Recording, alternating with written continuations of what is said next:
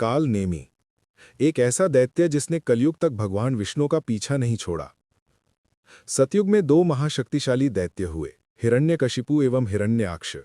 ये इतने शक्तिशाली थे कि इनका वध करने को स्वयं भगवान विष्णु को अवतार लेना पड़ा। हिरण्याक्ष ने अपनी शक्ति से पृथ्वी को सागर में डुबो दिया। तब नारायण ने वाराह अवतार लेकर हिरण्याक्ष का वध किया। उसके दो पुत्र थे, अंधक एवं कालनेमी, जो उसके ही समान शक्तिशाली थे।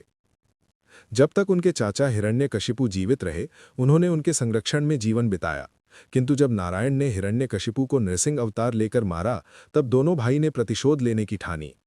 अंधक अपनी महान शक्ति के मद में आकर देवी पार्वती से धृष्टता कर बैठा और महारुद्र के हाथों मारा गया। तब कालनेमी ने महादेव से प्रतिशोध लेने हेतु अपनी पुत्री वृंदा, जिसे ये वरदान प्राप्त था कि उसके होते उसके पति की मृत्यु नहीं हो सकती, उसका विवाह जालंधर नमक दैत्य से कर दिया, जो महादेव का घोर शत्रु था। हालांकि वृंदा का सतीत्व भी जालंधर को बचा नहीं सका और वो नारायण के छल के कारण भगवान शिव के हाथों मारा गया।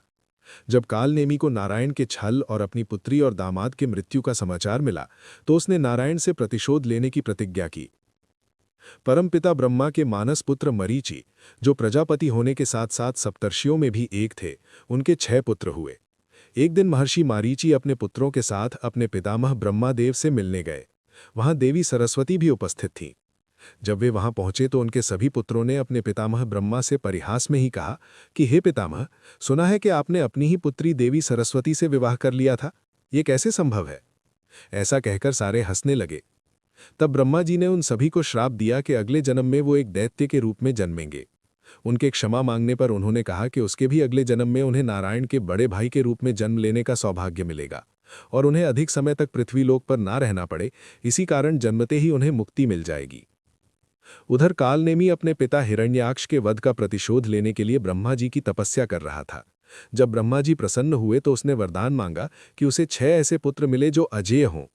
तब ब्रह्मदेव के वरदान स्वरूप महर्षि मारीचि के श्राप ग्रसित 6 पुत्र अगले जन्म में कालनेमी के 6 पुत्रों के रूप में जन्मे। उनके अतिरिक्त उसकी एक और कन्या थी, वृंदा, जिसे तुलसी के नाम से भी जानते हैं। जब कालनेमी के 6 पुत्रों ने उत्पात मचाना शुरू किया तो कालनेमी के चाचा हिरण्यकशिपु ने उन्हें पाताल जाने की आज्ञा दे दी। कालनेमी के रोकने पर भी उन सभी ने हिरण्यकशिपु की आज्ञा मानी और पाताल जाकर बस गए।